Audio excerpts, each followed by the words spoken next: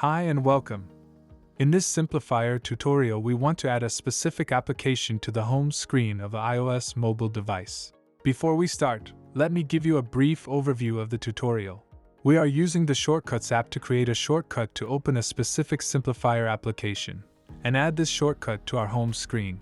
First, unlock your iPhone and go to the home screen. Make sure you have the Simplifier mobile client installed. Log into the Simplifier mobile client with your credentials.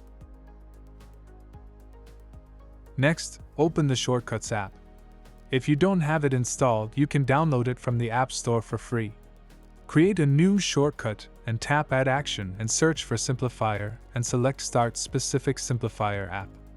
Next, click on the circled arrow next to the action and select your desired Simplifier application.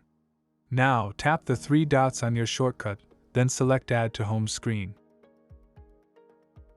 Now let's change the name to Charts.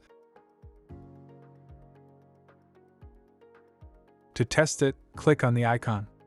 Nice, it works. We have successfully created a shortcut to open our Charts app.